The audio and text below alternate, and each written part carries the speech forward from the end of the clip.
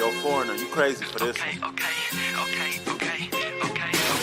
Yeah, they think I'm jab riding when I'm left hooking. Fiends say they love me cause they know I keep that sack moving. Sad to say, but this the life that I have grew in. I had to hustle, skipping class, man, I was true in. I can flip some packs and teach you how to do it. This the real deal. Better watch your back cause people will kill. Kill Bill, kill switch on the Glock. Yeah, this the real. And people spin around them blocks just like a Ferris wheel. But that's enough of that. Let me tell you about my life and where I grew up at. I grew up in the south of Topeka. Then I moved to the east in the streets and I ain't fucking with neither. I ain't the type to go with kill or go and sit on that block. I'm the type to get What's going on, Bucket Discussions family? It's the boy J Coop, man, 1/3 of the Bucket Discussions podcast. And hey, man, I'm here to remind you to make sure that you guys are tuning into our previous videos on the Bucket Discussions YouTube channel. And make sure to also stay tuned for more great basketball. We have my guy Swishout, one of the guys, one of the best basketball NBA YouTubers, whatever you want to call it, man. We have everything the 2023 NBA season has proven so far, man. This is an annual video that he does, and I'm always looking forward to it every season, man. Swishout, one of the best on YouTube, like I said. High quality content. The editing is super crazy, super fire, man. He's speaking facts with very little bias, man. So let's go ahead and check this video out, man. The grass is not always greener. Like, there's not a lot of guys in the NBA like JB. Like, so, or if you want to get rid of me, like, you know, not to toot my own horn, but No, talk that I think talk. I'm one of the best players. So I couldn't imagine why you wouldn't want to have two of the best players that are under 25, you know, on your team. And yeah, there are certain rough patches throughout the season, but we've won way more games together than we've lost.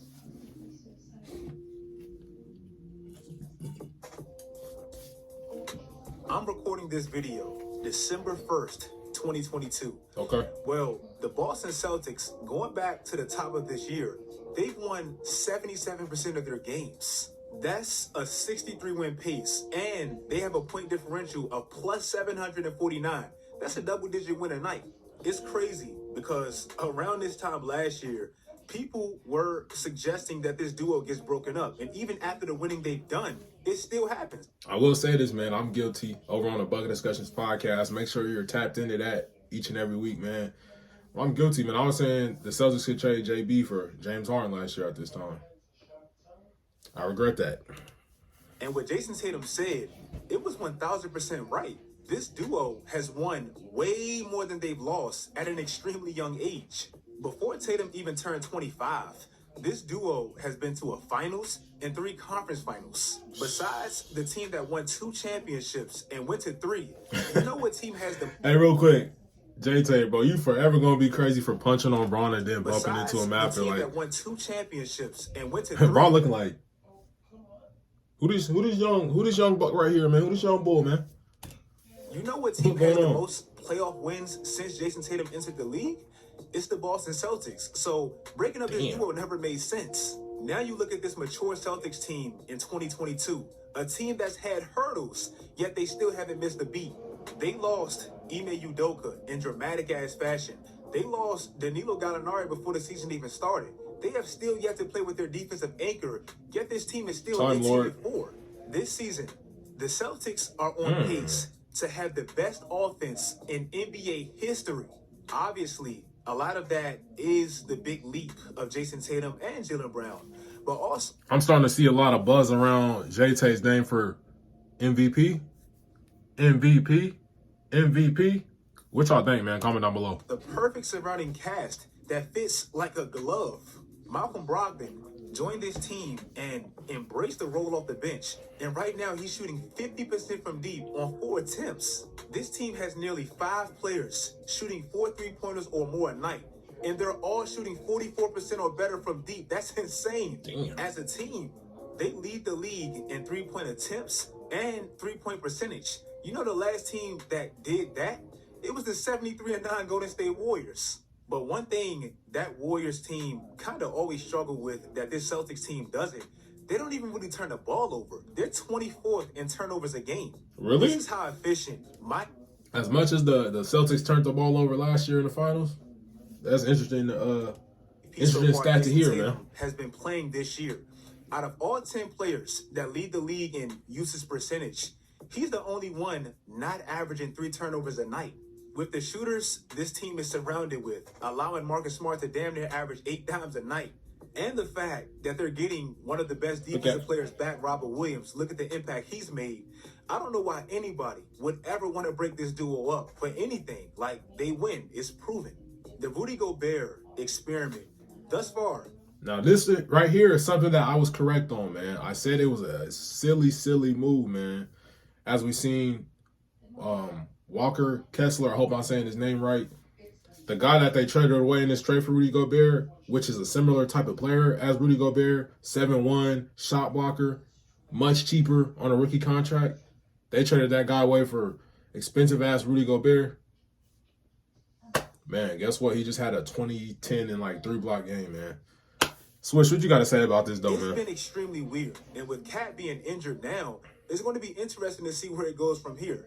The crazy thing about this trade, it's not even Rudy's fault, per se. When people call this trade historically bad, it's not that Rudy Gobert can't still have the impact that he had in Utah. It's the players and assets they lost for a player that can only produce so much. It's not even like a shot at Rudy Gobert. It's just the fact that he's not an offensive player. He's an elite defensive player, elite rim protector, but he's a big man, so he's limited defensively as well. He's not sitting on a wing, sliding his feet, nothing like that. He's an elite shot blocker, and he's making a lot of money. He can't really do nothing else for you. But you guys decided to trade damn near a king's ransom for this guy, which is ultimately hurting your team, man. We've seen Anthony Edwards, his comments about, damn, he's kind of clogging up the lane, and not saying necessarily Rudy Gobert, but just the addition of Rudy Gobert and then Cat being down there. It's not looking good, man. I feel like this is gonna be a trade that people are looking at in a few years like, damn, why the hell did they do that? And I was one of the first people to say this, man, so remember that. Pieces that made them a lot of what they were last year. Jared Vanderbilt and Patrick Pat Bev, for sure. Last year, the two. Do y'all want him back? Because Bev is starting to piss me off, man. He's a good player, bro, but stop chucking threes. You've never been a three-point shooter. Why all of a sudden you get to the Lakers and you start chucking threes? The hell wrong with you, Pat Bev? With the highest defensive rating on their team was Jared Vanderbilt and Patrick Beverly. The player that was second for them last year in steals was Jared Vanderbilt. The player that was... But on a real, though, Pat Bev was really a huge piece of that team. I know we look at his offensive impact like he's not really doing nothing. But on the Timberwolves, for players like Cat, for players like Anthony Edwards, he was really like their big homie, if we really being honest. Shout out to bro, because he's the one that really put that out there, and I thought that was a super dope analogy. He's kind of like that big brother.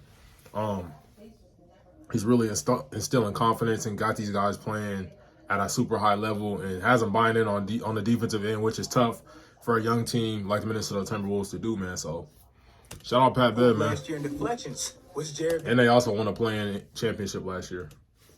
It's the energy they brought and the little things they did that I believe Minnesota. Jared Vanderbilt was a dog too on the defensive end. Playing the best now in LA, but last year, who led this team in charges drawn? It was Patrick Beverly. Last year, besides their big three, who had the highest plus minus? It was Jared Vanderbilt and Patrick Beverly. I know that was a lot of talk about Jared Vanderbilt and Patrick Beverly, but now without them, they're relying heavily defensively on D'Lo, who's unattentive and very slow-footed, Anthony Edwards, who has the potential and the athleticism to be great defensively, but he's unfocused at times and he's pretty inconsistent. Hey, Shay, bro, I will be seeing you very soon, man. And Cat, who's still getting used to playing with the big like Rudy Gobert. If you look at their top 5 net positive lineups last year, 4 of the 5 included Jared Vanderbilt, and that was the energy and passion he brought to that team. Now, you scratch all of that for Rudy Gobert, and it's only so much he can do. And this is why this Minnesota Rudy Gobert experiment is so weird to me. When Rudy Gobert... That's the issue with always feeling like you just have to make a splashy move just because. I feel like the Timberwolves got caught up in like, oh, we did this in the playoffs this year, and you really didn't do anything. You made it to the first round and lost. But you guys, I know you guys are not used to having any type of success when it comes to playoff time, man, but front office, whoever pulled the trigger on this trade, man, they really just overreacted and was like, oh, we got to do something. We got to make a splash. And shout out to the Jazz, man. Danny Ainge, he finessed you guys, if we're being honest. Like, Rudy Gobert, man, he's really not, especially if you guys are going to make a trade like that, he's really not the guy I would be looking to grab. like I said on the podcast, some episodes back, man, Rudy Gobert, the type of player he is, and just his position, man, that's something that you can get at the cheap, man. If you want a shot blocker, you can go in free agency and find one right now. You don't need to go trade for Rudy Gobert, man. But I'm rambling right now, but let's get back to the video. It's on the court. Just They're a very great frustrating defensively, move. Yet they struggle offensively. I'm not saying this experiment is all-time bad yet, because last year they were 500 after 22 games. Switch it is, bro. Let's just keep it a beam. After 22 It's games. all-time bad because I don't see this getting any better. Being gone for who knows how long. And what we seen when this group was together, I'm not going to lie, I'm not too optimistic about it. The Tyrese Halliburton Sabonis trade is actually becoming a win-win for both teams. I get it. With trades nowadays, we always want to find the team that got fleeced or finessed and laugh at the loser. But so far, I don't really feel like it's been. Hey, shout out to the Kings too, man. They got one of the dopest traditions now in the league. Light the beam, light the beam, light the beam. I think that's super tough, man. Tyrese Halliburton is becoming, if not is, and the shout out best young Bobo point too, guard man. in the NBA in a traditional sense. This man is 22 years old, and he's first in total assists with 33 more than Trae Young, in 2 less games and 17 less turnovers. If you want to know how effective he is as a distributor within the flow of an offense, which is extremely rare, look at how much he has the ball compared to like Trae Young and Luka Doncic. Usage rate 65th. This year, this man had a 3-game stretch. And he's averaging 11.2 assists a game. And didn't have a single turnover. Since he got traded, I know he was sad about leaving Sacramento. And shout out to my boy Coop, man. He was really one of the first on Tyrese Halliburton and really started to point him out, man. So I started to pay attention to him. And like Swish said, man, he's really one of the best young guards in the league, man. And I'm thinking about it now. How tall is Tyrese? Is he like 6'4", 6'5"? Because he looks like around that height. But since he got traded and went to Indiana, he leads the league in total assists over Trae Young. It is unreal for a 22-year-old to be first in total assists and like 27, 28 in turnovers. Also, a positive with this Pacers trade. I remember last year, this article about how Miles Turner was kind of being hindered playing with Sabonis. Sabonis really couldn't shoot, meaning Miles had to take 4 threes a night, which has went down since that trade. And now since getting Tyrese Halliburton, in less minutes, Miles' numbers has went up all across the board. Also, on the other side for Sacramento, with the quick evolution of Tyrese last year, it was probably hurting De'Aaron's ability to truly maximize his skill set, and Sacramento needed him to because he was on a big contract. You could see in their last 24 games together, Tyrese was... Am I the only one? But I really don't even feel like Tyrese played in Sacramento that long. Like, when I think about Tyrese, I don't even think about the Kings at all. Becoming their best decision maker and probably their best player overall. And De'Aaron was struggling because of it. But now, without Tyrese, look at De'Aaron since. Damn. The Kings added Kevin Huerter, who's shooting 45% from deep, and he fits a lot better with De'Aaron Fox. They stole Malik Monk from LA and paired those old Kentucky teammates back together. And right now, they have the third most efficient offense, only behind Phoenix and Boston. So right now with the Pacers, you have Tyrese, Benedict Mathurin, Buddy Hield, and Miles Turner, and they're 4th in the East. In Sacramento, they've become like the surprise team in the NBA. And give Mike Brown his credit. He's changed the culture. They even have this new beam thing when they win. Everything to me seems like a win-win. And I'm happy for both sides. In my bold predictions video 2 months ago, I picked the Lakers to win 50 games in a year. Hey, Coop, bro, I know you hating on me right now, bro. Just let me have my little moment right now, bro. We've been playing bad for so long. I'm finally happy to have something just to cheer about, man. So don't hate on me, man. Don't hate on me. Early in the season, my ass got laughed at. I'm not even making it seem like, oh. Man, bro, even we got Russ coming off the bench looking good. I really expect him to still turn the ball over, but if he can cut back, let's keep it at like 2 turnovers a game. I know he's been having like 4 and more. If we can keep it at like 2, around 1 or 2 a game, we'll be straight, man. But Russ is looking really, really good off the bench, man. The energy he brings, it's kind of like Pat Bevish, but he can score on offense. Obviously, he can't shoot, but Russ can score. He's diming people up. The energy's contagious, man. You see everybody's play raised when he comes onto the floor. Then obviously it's AD, man. AD's really that thing that has really shifted everything that's going on in LA right now. If he plays like this, man, he plays aggressive. Obviously, barring him staying healthy, which I hope he stays. So let's knock on wood for that, man. But he's just looking really good right now, man. I watched him play against the Bucks, and it's crazy because around this time last year, I was watching the Lakers, and I remember tuning in to ESPN and watching the Bucks-Lakers game just to really see that matchup of Giannis and AD go back and forth, man.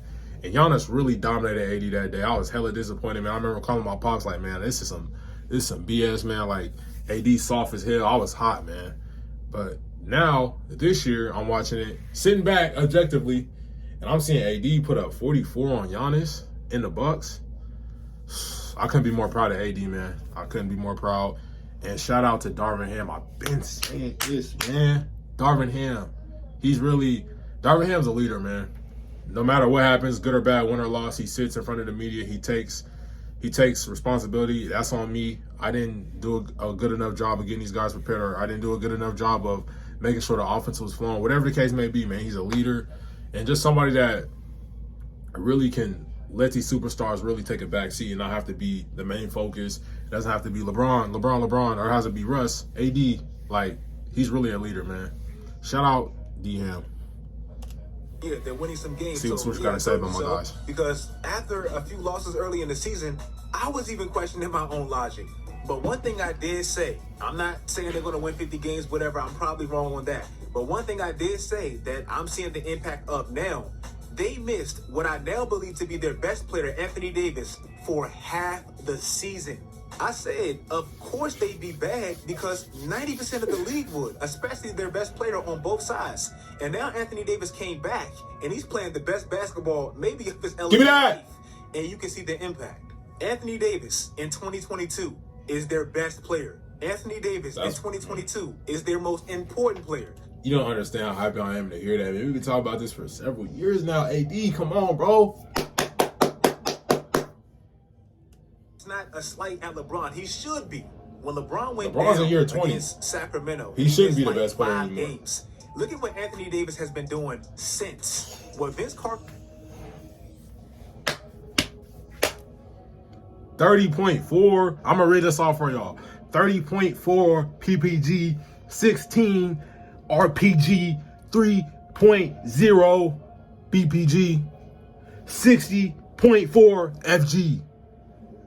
Let's go, man. said the other day, I believe has a lot of truth to it. It took LeBron going down for Anthony Davis to unlock what he used to be in New Orleans. In those first 11 games, when Anthony Davis was still kind of deferring to LeBron and LeBron was hurting them because he was missing a lot of shots, they were 2-9, and they had a point differential of -92, meaning they were losing by damn near 10 a night.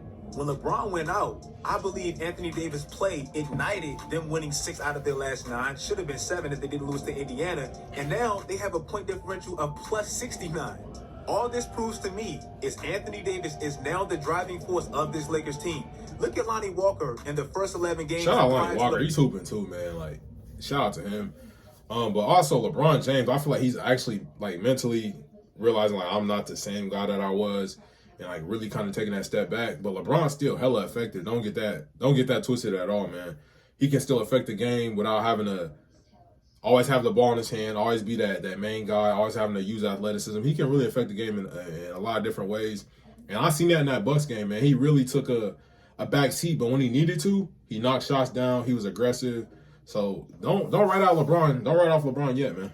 Getting injured, and I know he's back now, but before he got injured, and look at him after he went out, and when Anthony Davis started playing out of his mind. Shout out Lonnie Walker. Austin Reeves. Oh my God, man! I love Austin Reeves, man. I love Austin Reeves, man. He's a gamer. He makes plays. As soon as LeBron got hurt and Anthony Davis started playing great, this team is still not the best three-point shooting team. But if they're not going to be the best team shooting from deep, they have to at least combat that defensively. Defensively, and they're also taking smarter shots. This is the thing that frustrated me about Pat Bev. He's taking so many threes for no reason. Like, Pat Bev, you're open for a reason, bro. If it's like, all right, in the flow of the game, you catch it in the corner, you shoot a three, cool, bro. But you just like really taking hella threes for no reason, bro. Move the ball, take smart shots, and that's what I noticed from that game against the Milwaukee Bucks, man. They took smart shots. They didn't force up and chuck threes like they've been doing from the times that I watched them this season. And Russell Westbrook, man, he's playing a lot more smart. He's still playing in his Russell Westbrook game, playing very hard, playing very aggressive, but he's playing smarter. He's not taking as many threes. You don't see him chucking up dumb shots. He's getting to the rim. He's getting fouled. man, it's looking. When you're at the bottom, man, the only way is up, man. That's all I really got to say about this. Last year, they were awful defensively, and a lot of that is because they didn't have Anthony Davis. With Anthony Davis, they were top 10. Without him, they were by far the worst. So at this point of their careers, and like I said, it should be this way. LeBron was playing. Never mind. Last year, I'm not even gonna make that still joke. Losing a lot of games. Anthony Davis is the cake, and LeBron is very important icing, but he's icing them. And lastly, Carlo the Orlando Magic 1,000% made the right choice. Around the draft, who else they got over there? Had pretty much what's his name? That the top 3 picks. What's bro name? Damn, the white cat, Mo Wags. Not Mo Wags, his brother, Franz Wagner. Damn, I can't say his name right. Set in stone. Yeah, they Jabari Smith Jr. is going to Orlando. Chet Holmgren is going to Oklahoma City. Damn, we still ain't seen him yet, man. And Paolo Chet, get well soon. is going to Houston. That's what we all thought was going to happen. But Orlando surprised everybody and picked Paolo, a player that didn't even work out in Florida for him. And right now, it's looking like the best choice they probably could have ever made. Paolo is averaging 23 and 7. Paolo has scored 20 or more in 11 out of his first 15 games. And he's clearly, as a rookie, a lot more NBA ready than Jabari Smith Jr. Right now, Jabari Smith looks raw. He can't really create his own shot, and he's not in a system that really implements him in an offense effectively. And clearly, he's not that life-changing piece for a franchise like I believe Paolo can be. I know it's early, but if you look at shots off the dribble, where you kind of have to create something for yourself, which you would want your number 1 pick to be able to do. I haven't watched him play, man, but from what I've seen in the pre-draft process, I feel like Jabari Smith is going to be better used as like, I don't want to like put him into a box, but like kind of like a role guy right now. Let him play power forward, let him play center, because he's not going to be comfortable on the perimeter right now. That's just my 2 cents, though. He's shooting 30%. Paolo is almost at 50% in Paolo's first game. Because if you look, he's really not creating off the dribble. He's not super fluid, man. You got to let him get easy buckets at the basket. He has scored 30. He was the first rookie to score that much since Paolo's now. He's very comfortable. He's a point forward. He was the first rookie to score 25 and 5 since LeBron. So it was pretty evident. So right now, a quarter into the season, Paolo looks like a player that's been here for about 3 years. Them boys is hella still. Jabari Smith looks like a 19-year-old playing against grown-ass men. If you guys like this video, like this video. Swish, bro, you already know, man. We already liked up the video. We already tapped in. We always tapped in, man. Guys, comment down below what you learned from the 2023 NBA season so far. Comment something that you agree with. Comment something that you disagree with. And if you're hating on me and my Lakers excitement and my Lakers takes, man, don't comment at all. Let me know what you guys want me to react to next. I'll catch you on the next one. Peace. In the jungle like I'm Conan, count up with both hands. Switch the flow like it was broken. I'm on the road, man. Making plays just like DeRozan. I shoot my shot, and that shit wetter than the ocean. I brag a lot, but with the wind and come the boast in. I made a lot from them apartments that I sold in. He didn't make it up to college, so them streets where he enrolled in. I know I'm a scholar from the moments that I was exposed in.